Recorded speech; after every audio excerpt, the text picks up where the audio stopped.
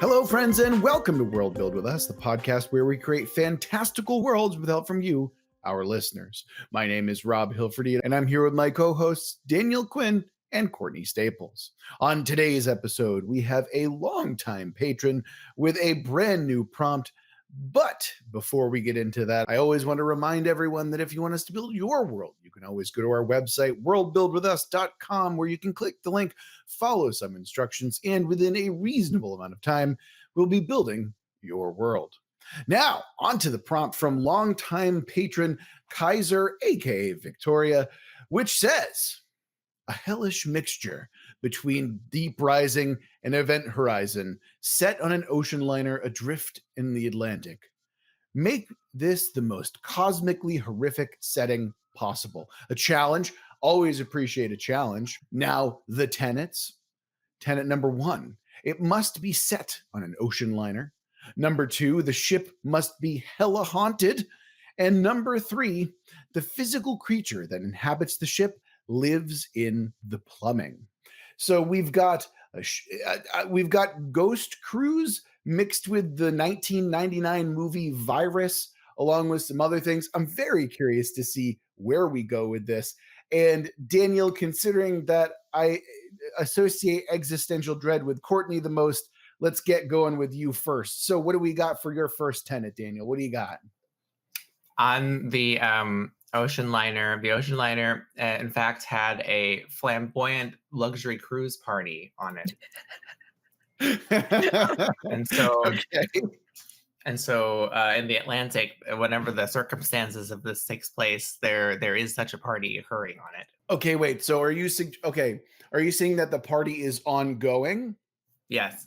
Oh boy. Well, that that completely changes how I was anticipating this setting to go, and that makes me even more excited as a result. Okay, cool. Yep. So by flamboyant, are you saying that this is like a gay cruise, essentially? I mean, if you would like to interpret it that way, it's up to you. Okay. I mean, I think ostentatious is another synonym for it. Yeah. Yeah, I think that I'm more interested in like flamboyant as in garish, or, like big colors, big noise, big people. And I don't mean physically big, I mean big personality wise. So yeah, all of the gays on it. There's probably like, a good percentage of gays, because it's. I was going to say, statistically speaking, at least 10%. Yeah, there you go. Right. Yeah. Okay, gotcha. Courtney snapping her fingers, going, drat, my gay cruise has been foiled. I'm just imagining the opening from Arrested Development. Oh yeah, that's. I mean, I mentioned it up top, but I was thinking Ghost Cruise, where it's like, have you guys seen Ghost Cruise, or Ghost Ship rather? Do you know the movie? No, I've heard not good things about it. No, it's bad. It's very bad, actually, but it has a phenomenal opening where like it shows the entire boat getting destroyed, because there's like what is effectively razor wire across the entirety of the bow of the ship, and you just watch as like everyone gets cut in half except for like a little girl or something like that. And it's like, damn, it's a fun ass opening, and the movie is trash. So it's like one of those things where it's like, if you're on like YouTube Shorts or TikTok, it's like all they'll show is like the one good scene from a trash ass movie, and that is the trash movie with the good ass scene. So all right, we got a flamboyant cruise ship going on. I like the fact that it like there's an active party atmosphere, and that really makes my tenets kind of interesting. But before we get to that, we're going to go to Courtney. Courtney, what have you got for us for your first tenet? What are we working with here? Mine is that the ship itself reacts to its inhabitants' thoughts and mental states. Like your psychic energy impacts the state of the ship and changes the reality of it. Okay. When you say that, do you mean that the ship like physically alters itself in some way? Either physically alters or alters in how you perceive it. Right. Okay. So I'm thinking like House of Leaves, right? Or The Back Rooms or something like that, right? That's what kind of the vein that we're going for here. I haven't read House of Leaves, and I only know the back rooms as like the online meme kind of thing. Gotcha. Okay. How about oh well actually that's big spoilers, but I literally can't say the name of the thing with it. Actually, I kind of can. How about The Haunting of Hill House? I only watched the first 2 episodes of that. Oh my God, Courtney. Okay.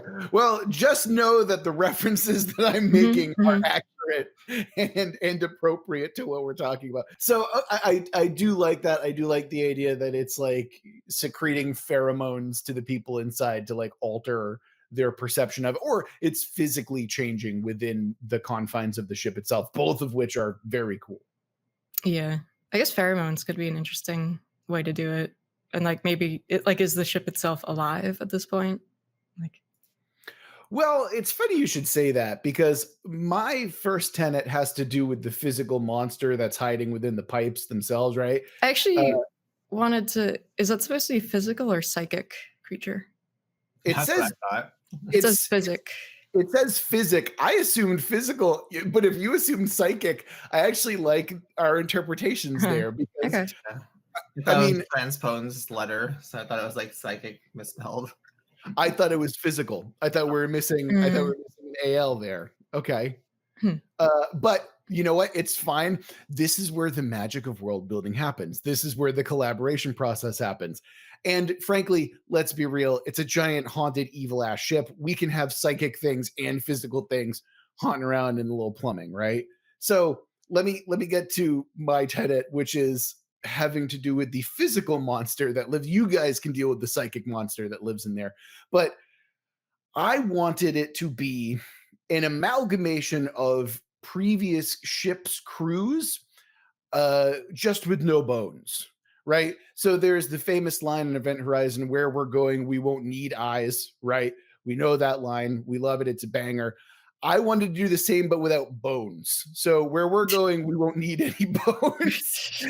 And so there is this flesh ooze that's crawling around the ship's plumbing, and it is like literally human skin and flesh, just no bones in there at all. And yeah, that's what I wanted to go with for the physical monster itself. And I figured that, you know, it also kind of works because the hella ghosts can also be, you know, like discarded soul stuff from the crew because they have like lost themselves effectively. So you're looking at like psychical echoes of this kind of crew that once was. Certainly makes it easier to go through the pipes. Yeah, that's true. I mean, really, the only thing stopping anyone from going through pipes is bones. So, you know, yeah, exactly. Yeah.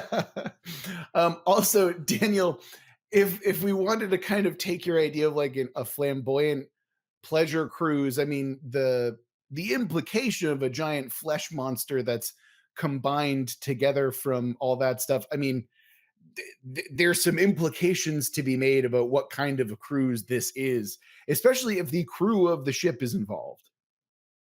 Are you saying it's a sex cruise? I'm suggesting that at least the crew is involved in some sex shenanigans. That's all I'm suggesting here. Is there a sex cult? Oh, fun. Okay, so I've got some cult stuff on the horizon, but let's wait until we get back to that. So, Daniel, do you want to start us with your second tenet, and does it involve a sex cult of some kind? I mean, it could. So the creature is hyper empathic, which means attracted to emotions and absorbs the emotional energy of its victims. Okay. I had thought about that. I didn't make that one of my tenets, but I thought about that and I do like it a lot. Wow. Yeah, I mean that works really well. I mean, you could have it be a separate entity from the kind of flesh monster that I have, or have it be the same entity, and I think it would work either way. I think it's good if it's the same, because then you could have this thing taking forms and approaching victims and like a shapeshifter almost. Oh yeah. Yeah, but it's also like, because it's a giant amalgam of flesh, it's like you're kind of like using it like an angler fish lure. It's like, Right. ooh, it's a sexy lady, but you don't see the umbilical cord that connects it to the the rest Exactly. of the amalgam, like that kind of thing. Yeah, Or a because sexy man, probably it could be a sexy dude. you could probably kind of like, have you remember in Batman the mud guy shapeshifted? Clayface, yes, Mob absolutely. guy. It could be like that, or it can imitate people, because it's attracted to their emotions or whatever. And if there's a sex cult, well, then there you go. Oh man, I mean, I feel like at this point we kind of have to add a sex cult. Courtney, did you add a sex cult with your second tenant? No, well, it could kind of go that way. But one thing before we get there is, what's that? I think it's a Stephen King movie that there's like some kind of gross alien dream catcher. Oh, the one that like sluices up people's butts or out Yeah, people's butts? yeah. Yeah. Given that like this entity thing lives in the plumbing and can be attracted to people's psychic energy, is it like, I don't know. I don't want to imagine what it's doing to people, but We know that this thing is constituted of the bodies of previous crews. Like it's a slurry of them. But it's possible then that since it's attracted to emotional resonances, that whatever this thing originally was probably drawn to these ocean liners because there's emotional activity on them. Oh, I see what you mean. Yeah. Okay. Mhm. Interesting. I Oh, like boy. that. Yeah, no, that's really interesting. So it's like kind of sucks these other ships in and consumes them or collects them in some way.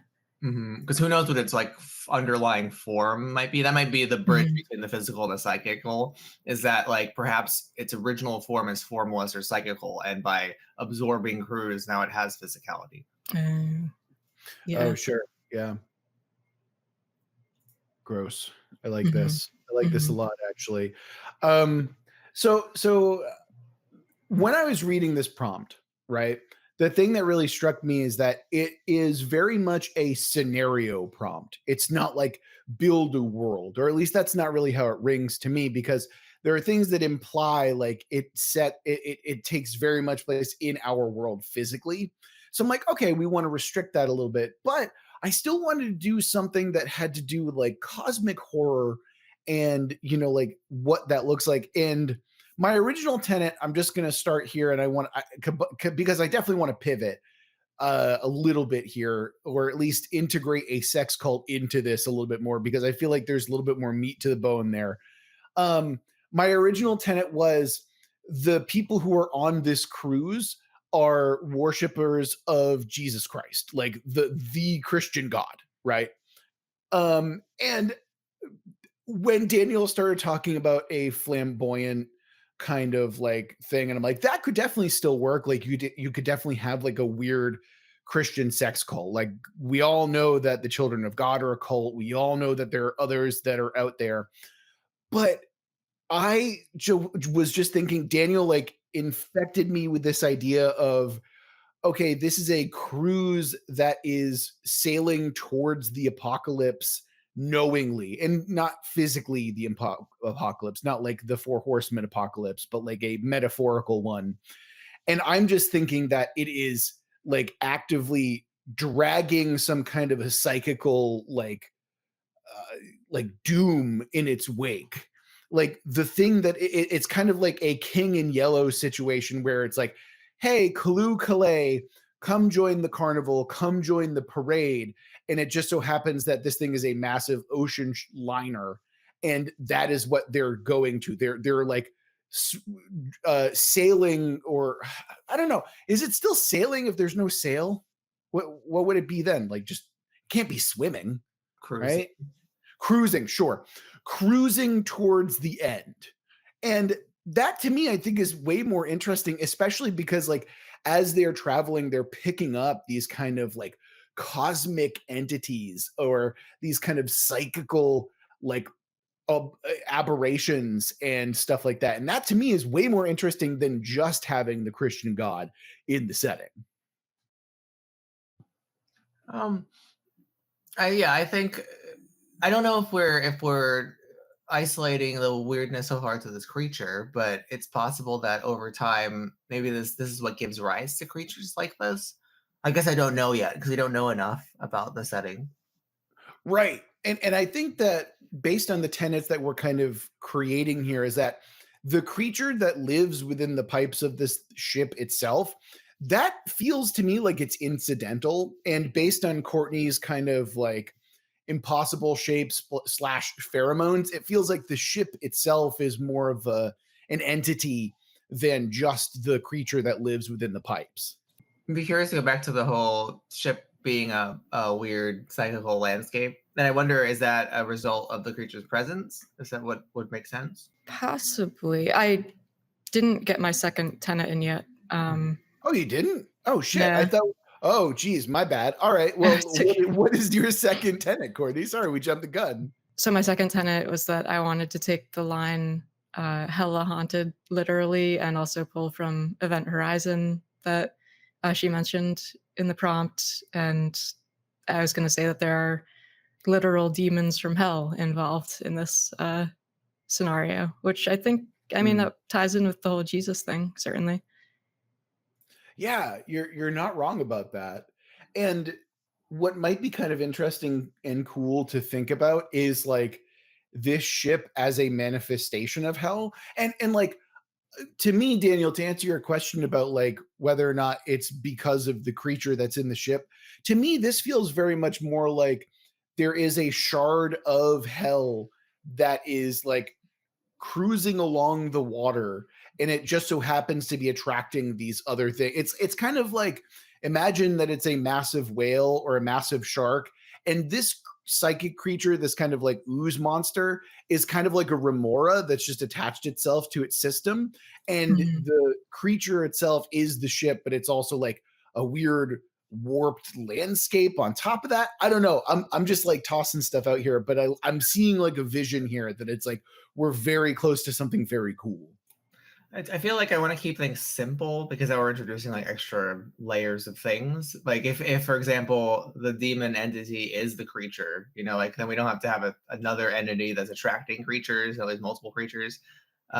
It might be easier to say whatever the shard of hell is this creature, and it's having absorbed crews gives it the physical shape of the creature itself.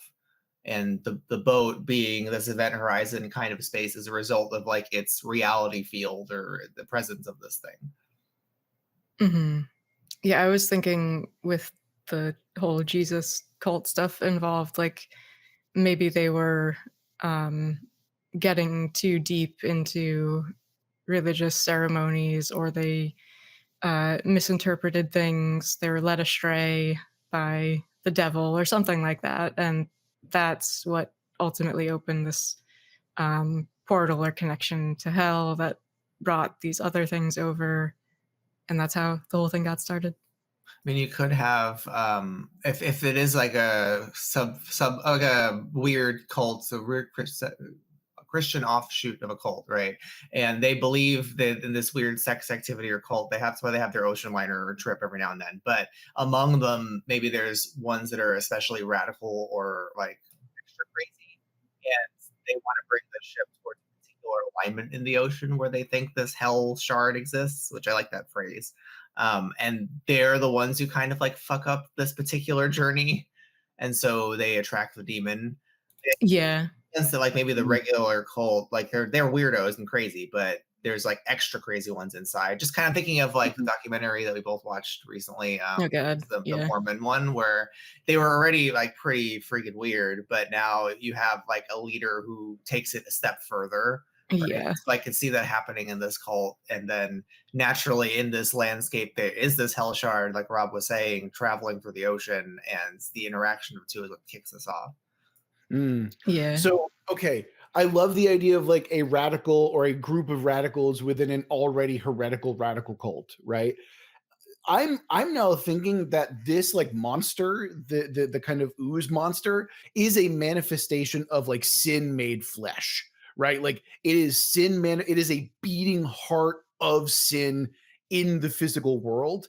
And I think that what happens is that the cultists themselves, they created it, right? So the cultists are the ones who are this kind of ooze amalgam now.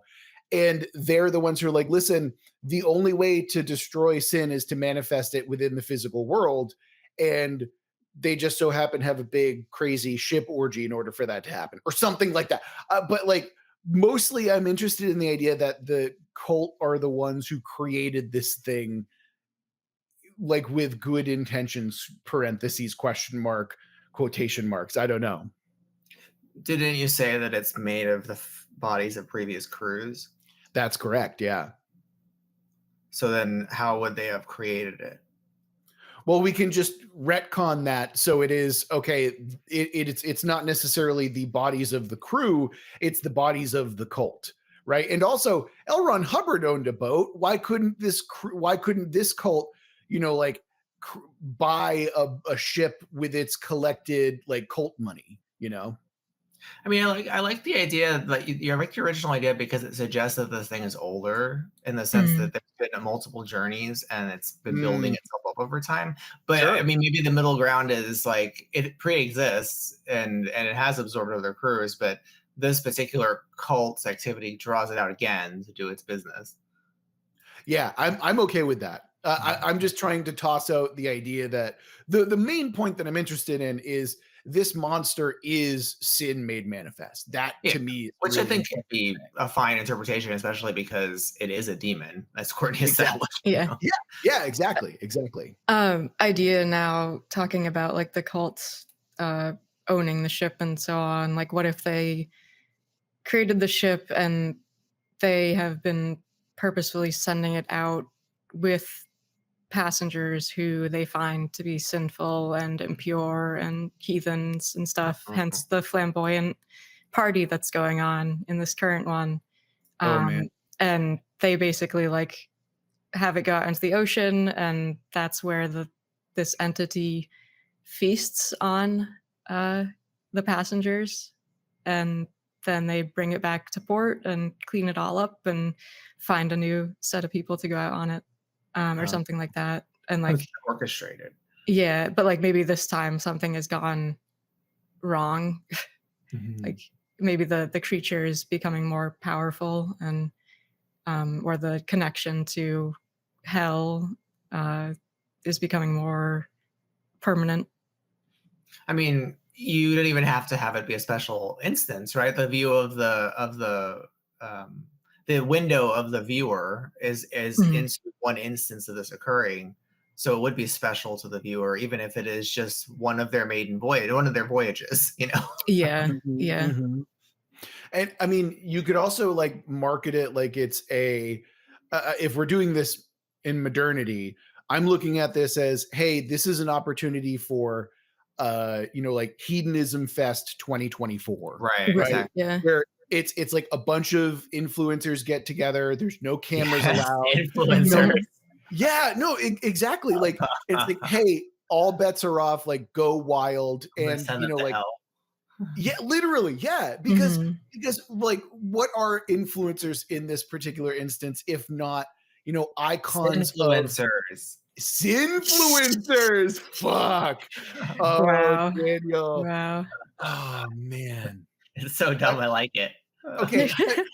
Okay. No, that honestly, that is an asylum movie title if I've ever heard it, for sure. Okay. But I'm also thinking, right, like influencers, all like colors, shapes, flavors of them. You can have the proudful ones, you can have the wrathful ones, you can have every type of like terrible influencer on there.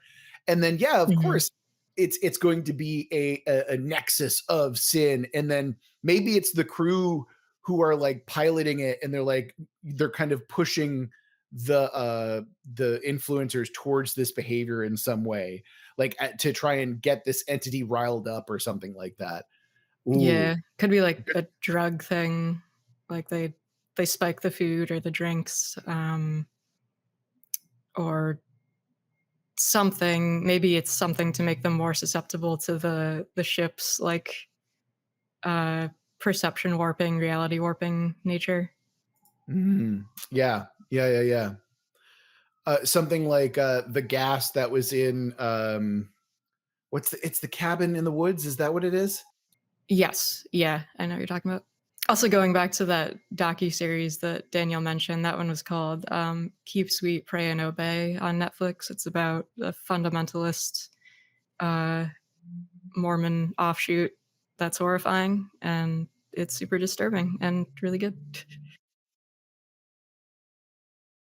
I love a good cult documentary, so I'm in for sure. It's oof. It's heavy. And also, So speaking of Netflix stuff, I'm assuming that based on what Kaiser has talked about on our Discord channel and the prompt itself, I'm assuming that some of this was inspired by the show 1899, which there's only one season of it, got canceled. It was like set on an ocean liner. It got very, very surreal and abstract, like a bit too surreal and weird for me.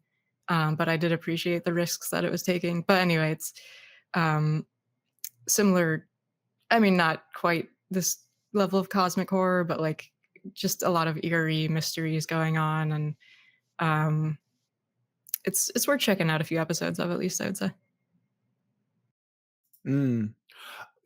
I do like the idea, like if we're thinking about this like a TV show, like a prestige type TV show, like we can build this up where like each episode is like focusing on a new character, building towards this kind of like major event that's happening.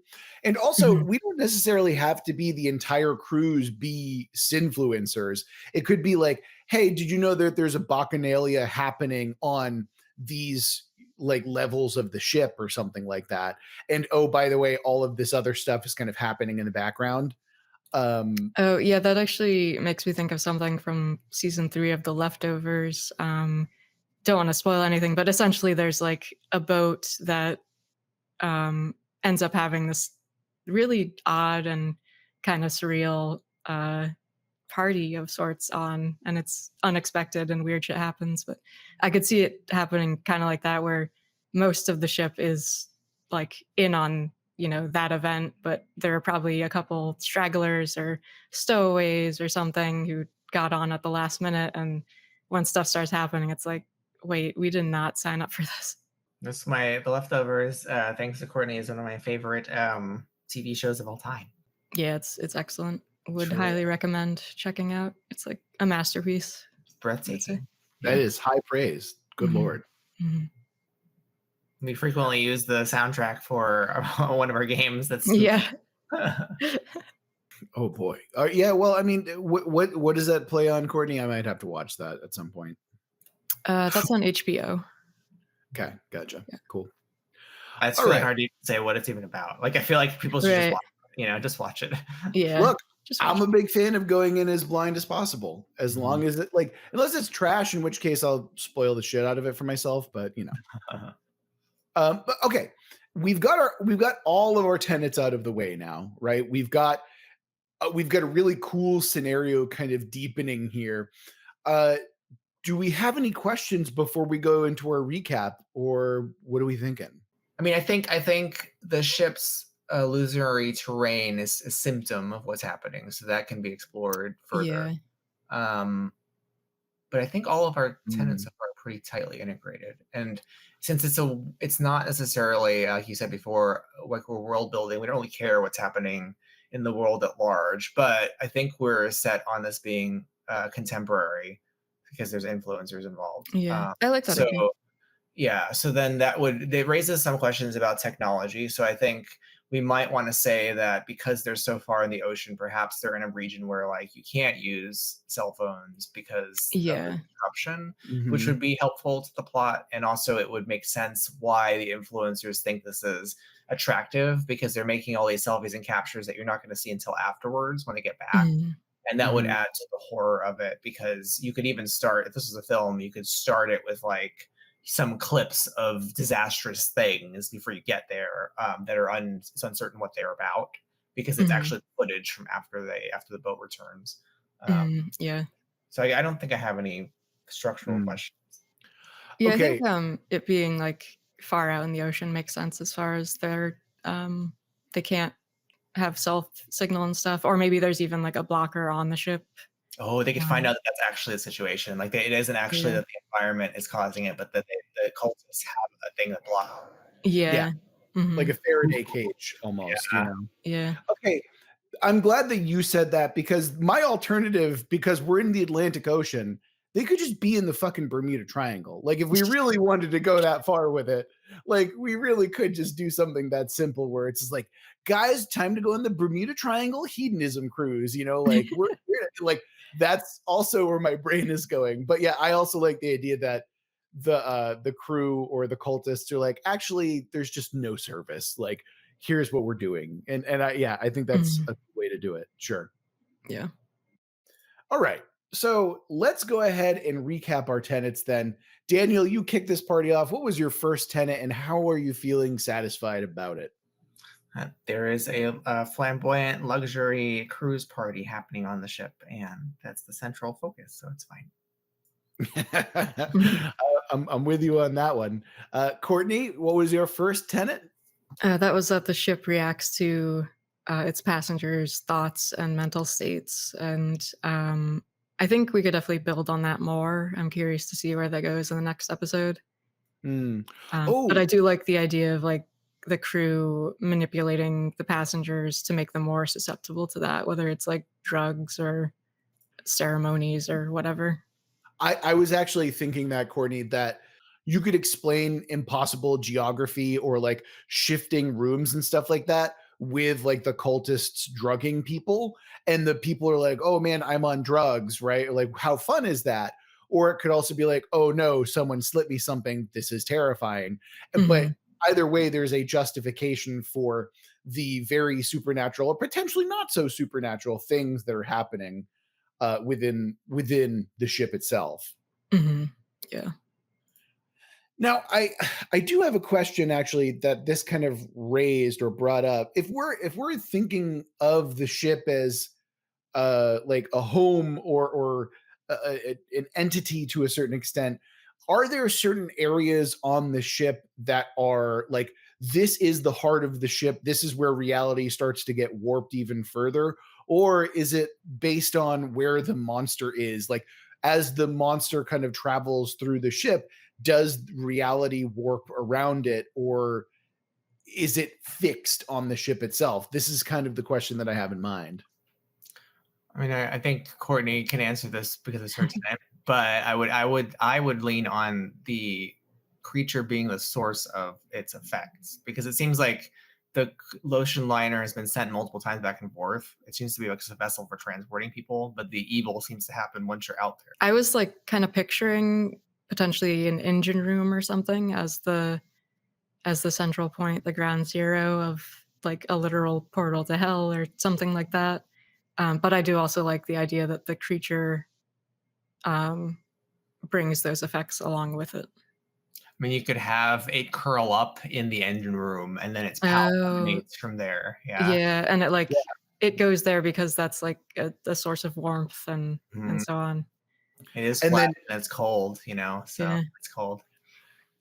each time the crew has to wake it up through sacrifices, and so it's a matter of Of this course. thing gets more dangerous as it happens. It's like, oh come on, I'm going to show you the VIP room, it's near the engine room or something like that, and then you never see that character again, you know, and Mhm. then things escalate from there. Yeah, yeah. All right, cool. Yeah, I'm happy with that. That's is that, are you feeling better about that? Where do you expect us to go with it, Courtney? Oh, I'm just thinking that like we could build on what the ship is actually doing or like what these people are seeing, what they're experiencing, um, that sort of thing in the next episode. Flesh I out said how disturbing it all is, basically. flesh out. Is that just like Mhm. the best segue? Oh my god, thanks, Courtney. No problem. Queen of segues today, apparently. My first tenet was the physical monster that lives within the ship's pipes, basically, is an amalgam of people who have had their bones removed.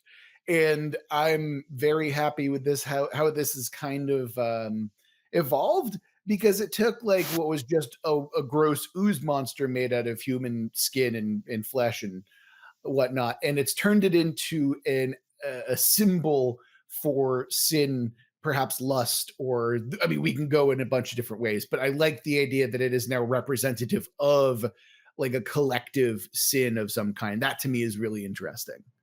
So I'm happy Mhm. with how that's gone. And also like it brings reality warping stuff with it. So yeah. Yeah, I'm curious what happens with the bones too. Like I'm kind of picturing some sort of almost artistic, like really disturbing, hellish cathedral that this thing is crafting out of bones in the engine room, or you like Absolutely. step in there and like you hear crunching under your feet, you look down and it's just like field of bones, and you look up and there's like archways made out of rib cages and stuff like that. I think I've talked about this before a while back, but there's in Rome, there's a little catacomb thing where the monks who lived there like literally made art out of corpses and bones. It's really cool, but also little disturbing. Yeah, I was going to say you went there when we were in Italy one time. I Mhm, remember that. mhm, Yeah.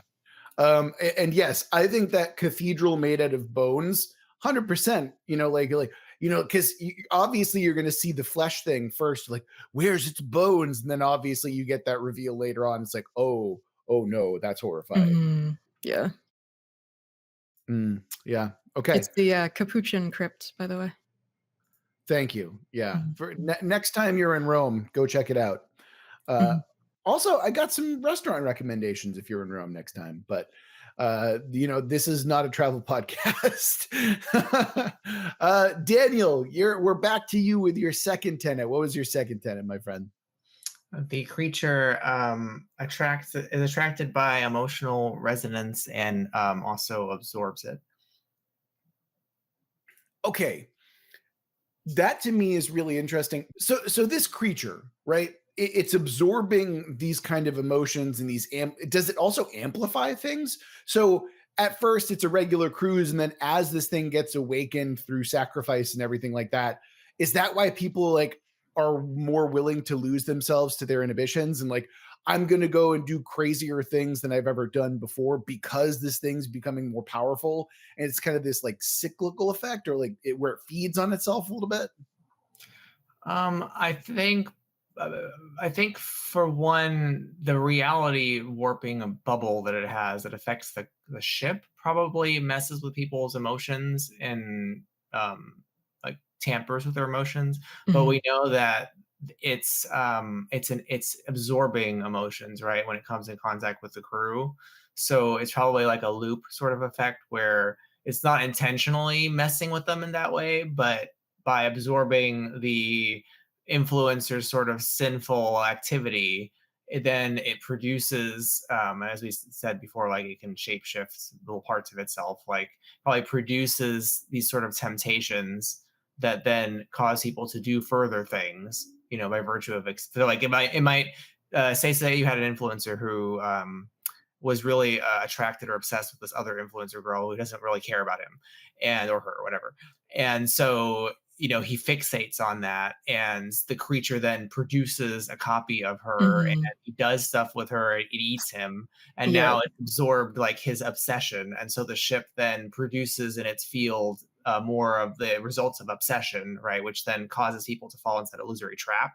So I think it seems like a feedback loop sort of deal, and it Yeah. also raises questions as to whether this thing is actually a demon or not. And I like the idea, like obviously I have a tenant that says it is, but well, I like the idea, especially in horror movies, where it's uncertain what the real circumstances are. Mhm. Like in Event Horizon, it's pretty explicit that this is supposed to be like a hell dimension, right? But Yeah.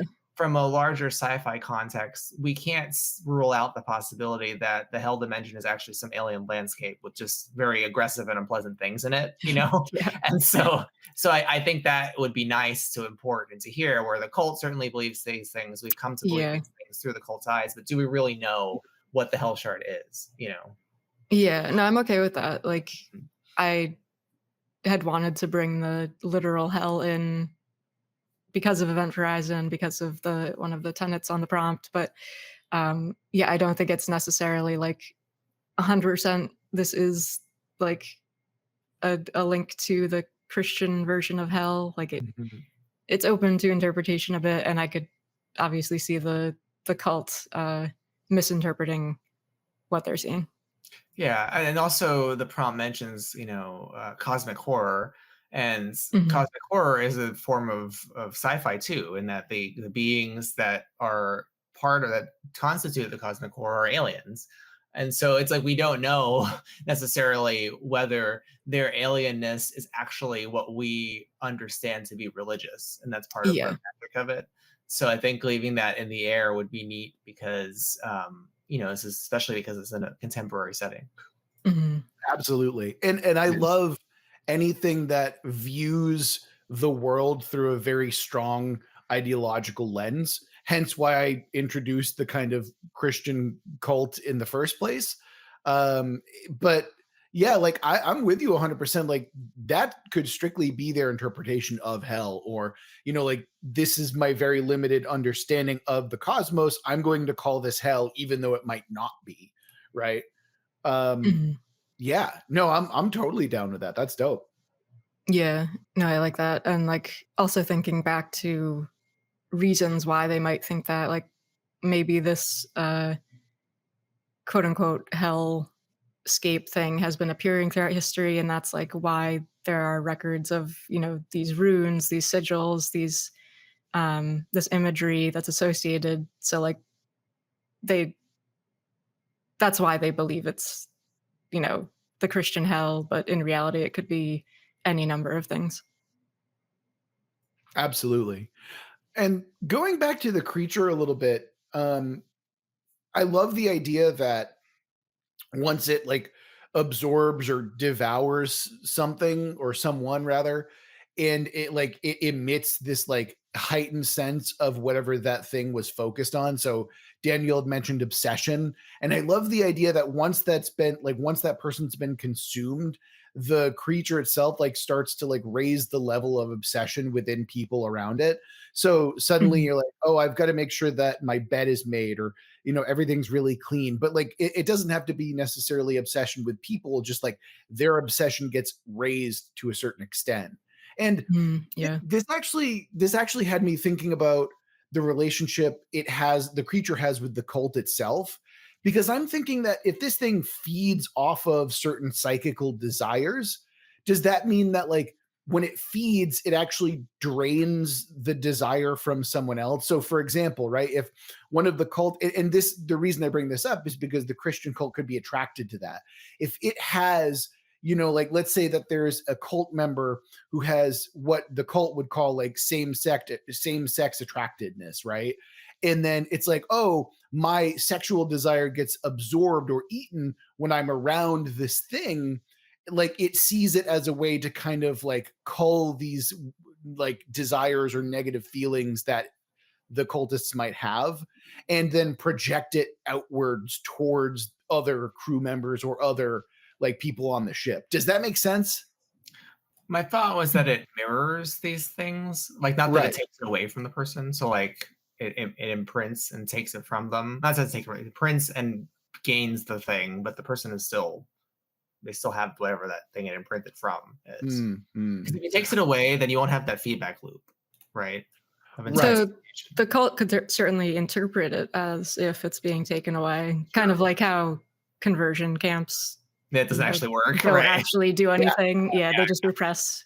And so Mhm. there's all this pressure to be like, oh yeah, I'm totally like, cured of my attraction to whatever. But in reality, that's just like the social pressure to say that, and maybe even their desires are stronger now because of the creature. Yeah, I Ooh, like that. yeah. Like, because then they maybe like, I can see being confronted by some desire you have because the creature creates a doppelganger to confront you, Mhm. and that then like freaks you out, and maybe you want to hide it more, especially if Yeah, they're very conservative. And well, in this sex cult, it's a different story. But if especially if they're ashamed of whatever that is, but yeah. in fact, it really that's an intensification when you bury it deeper down. Mhm. Mm. But I'm also thinking that this could be a weird way to kind of like show that you're above that. Because again, I'm trying to think of this as like a cultist mindset where you become addicted to a certain degree to like showing that you're above this thing. Like, look at me, I'm going to give my sin away.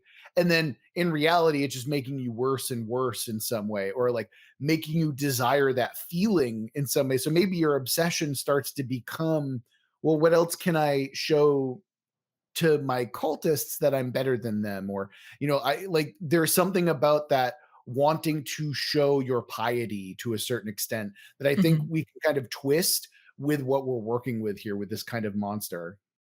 I think partly too, we're assuming that this cult offshoot bears a resemblance to or has the same values as a lot of typical Christian conservative cults, but we know this is a sex cruise. So I feel like it's closer in its construction to the Mormon polygamy radical Mm, cults because they take on multiple wives and they do a lot of sexual abuse, right? Mhm. So in this case, it might not be that quelling your sexual desires is a tenet of their religion. It might be the opposite. So it would be interesting to Oh, know yeah. that because now we're not dealing with a cult of the normal expectations of Christianity and piety and conservatism. Like, what if it's they're an opposite version of that? Like they mm. deliberately want and I don't know, is this cult hidden among the influencers? Because we said there's influencers, right? So are they hidden among these people? Is it overtly a journey for these religious people? In which case, how do the influencers factor into that? Right.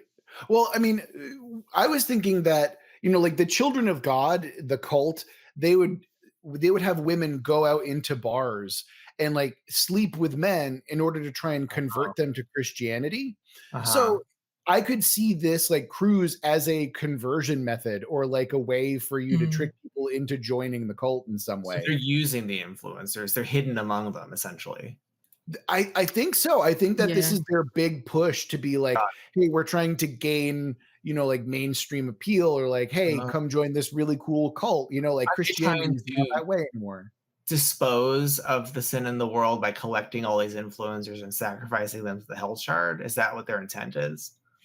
Yeah, that's exactly what I had in mind. Is that well, I think Courtney also mentioned it, where these crews are a way to collect sin in very specific places and then purge them from the world, or at least feed it into this literal demon. Although the cultists might not see it as a demon. Let's be real.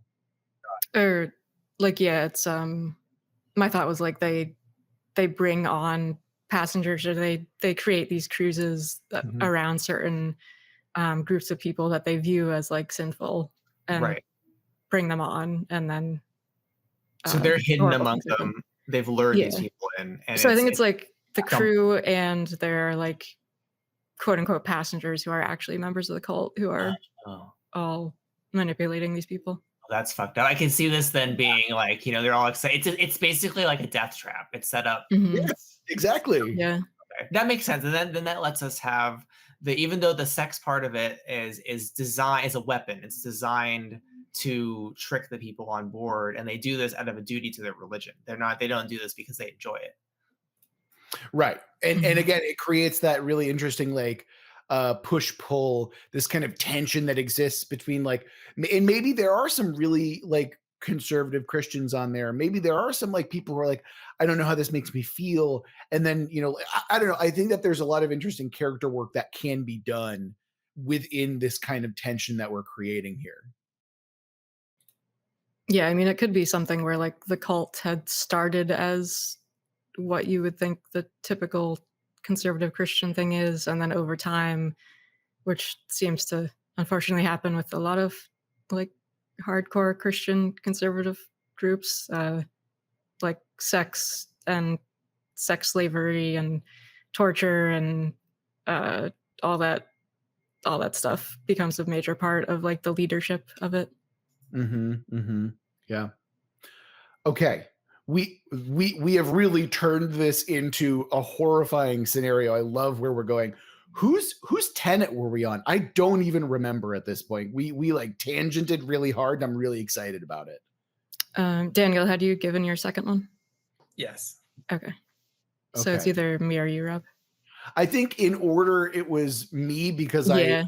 stepped on your toes a little bit, but mine's really simple anyway, is that I wanted to add like literal Christian God into this. And based on the very long conversation that we just had, I feel like that's successful. So what is your second tenet? What did you have for us? That was that I wanted to bring literal hell into it and literal demons, which I'm happy with what we discussed as far as like, it's not 100% whether they're actually demons or they're aliens from another plane or they're who knows what cosmic entities, but they are certainly interpreted as demons and follow along with a lot of like the Christian iconography of hell. Right. It's gotten to a point where like it doesn't even matter what they are, you know, like it's all about how we interpret them or how people interpret them. Yeah. Yeah. And that's they got the aesthetic for sure. Exactly. And sometimes it is all about that Christian aesthetic, you know, or hellish aesthetic, I suppose, in this one, but still. Cool. Okay.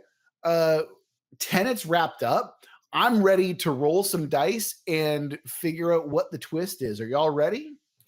Yeah. I'm curious how this one's going to go. Yeah. Hopefully it's not Add a Cute Puppy or something like that. Hey, this whole prompt also makes me think of another movie. I guess I'm just full of media references today, but Triangle of Sadness. It's a movie that's on Hulu, and it's a really strange movie. Not the kind of thing that I would recommend to everybody, but it's interesting. And the first part of it takes place on a chunk of it takes place on basically a fancy rich person cruise, and just focuses on all of their hedonism and opulence. Yes. Yeah. Uselessness to society. Yes. Yeah. Talking about abuses of power, by the way. But anyway, okay. We're here. We're ready to roll the die to see what we got for our twist. And our twist this time is